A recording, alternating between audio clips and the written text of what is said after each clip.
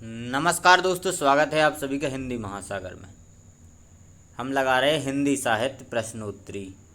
ये अपनी 7वीं क्लास है। इससे पहले 6 क्लास हो चुकी हैं।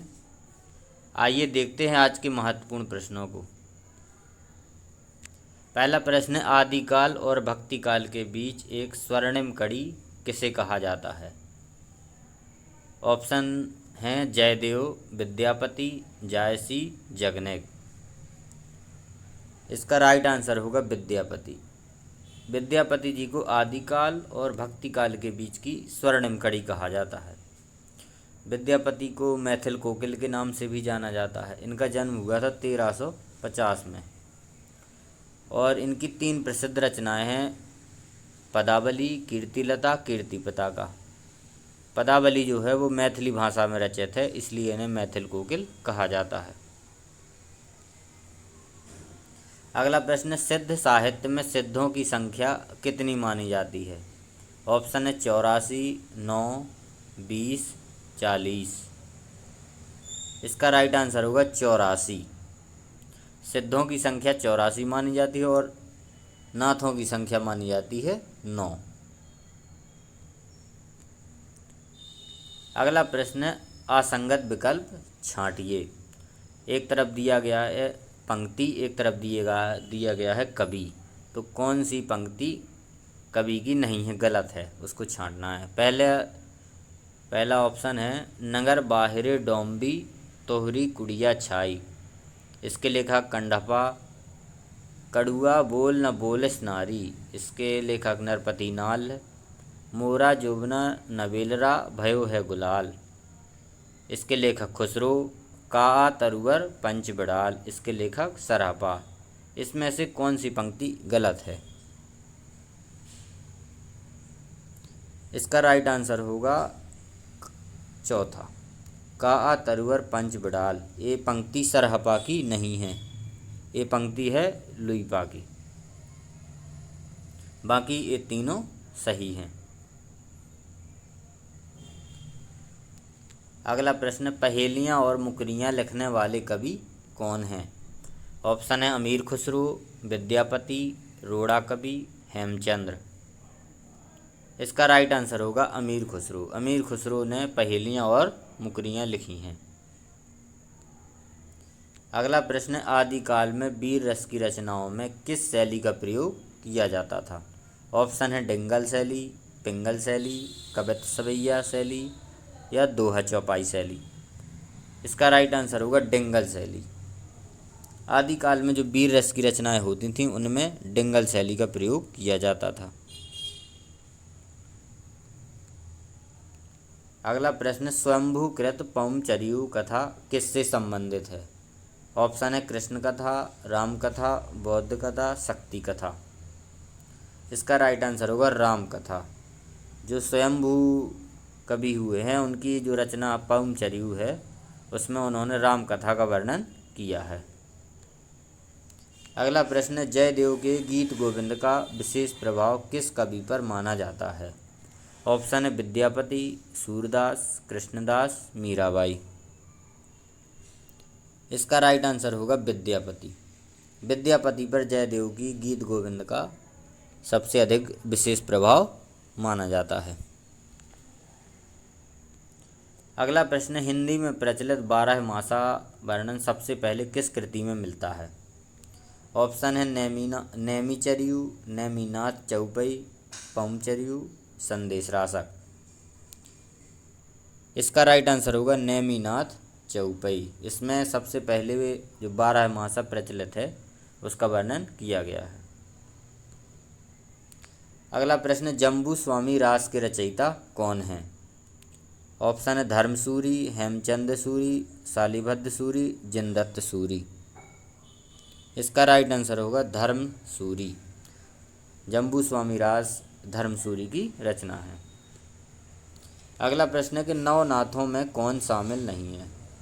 नाथों की संख्या 9 मानी गई, तो ऑप्शन है इसमें से कौन सा उनमें शामिल नहीं है? गोरखनाथ, नागार्जुन, जड़भरत या देवसेन।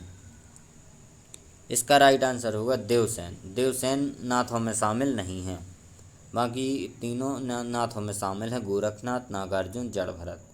देवसेन जैन कवि माने जाते हैं। अगला प्रश्न है, इनमें से अपभ्रंश के सर्वप्रधान कवि हैं। ऑप्शन है स्वयंभू, धनपाल, राम सिंह, कुशललाभ। इसका राइट आंसर होगा स्वयंभू। स्वयंभू अपभ्रंश के सर्वप्रधान कवि माने जाते हैं। अगला प्रश्न है, आला खंड का वास्तविक स्रोत ग्रंथ है। ऑप्शन है खुमान रासो, विजयपाल रासो, परमाल रासो, पृथ्वीराज रासो। इसका राइट आंसर होगा परमाल रासो। परमाल रासो से ही आला खंड निकला हुआ है। इसके लेखक हैं जगनेक और पृथ्वीराज रासो के लेखक हैं चंदवरदाई। खुमान रासो के लेखक हैं दलपति विजय। अगला प्रश्न है, प्राकृत पेंगलम पर टीका के रचयिता कौन है। ऑप्शन है हेमचंद्र, बंशीधर, विद्यापति, राम सिंह। इसका राइट आंसर होगा बंशीधर। प्राकृत पेंगलम पर जो टीका लिखी गई है उसको लिखा है बंशीधर ने। अगला प्रश्न है, उक्ति व्यक्ति प्रकरण यह किस प्रकार का ग्रंथ है। ऑप्शन है महाकाव्य, गद्य काव्य, छंद काव्य, व्याकरण। तो इसका राइट आंसर होगा व्याकरण। उक्ति व्यक्ति प्रकरण जो ग्रंथ है वो व्याकरण का ग्रंथ है। अगला प्रश्न है, गोरखनाथ के गुरु का नाम क्या था। ऑप्शन है मत्स्येंद्रनाथ, गोपीचंद्र, चौरंगीनाथ, चौड़करनाथ। इसका राइट आंसर होगा मत्स्येंद्रनाथ। गोरखनाथ के गुरु मत्स्येंद्रनाथ थे। अगला प्रश्न, अपभ्रंश प्रभावित हिंदी रचना कौन सी है। ऑप्शन है भरतेश्वर बाहुबली रास, चंदनवाला रास, बसंत विलास, नेमिनाथ रास। इसका राइट आंसर होगा भरतेश्वर बाहुबली रास और इसके लेखक हैं शालिभद्र सूरी। अगला प्रश्न, वीरगाथा काल से संबंधित काव्य कौन सा है। ऑप्शन है पृथ्वीराज रासो, भक्तमाल, रामचरितमानस, पद्मावत। इसका राइट आंसर होगा पृथ्वीराज रासो वीरगाथा काल से संबंधित है और इसके लेखक हैं चंदवरदाई।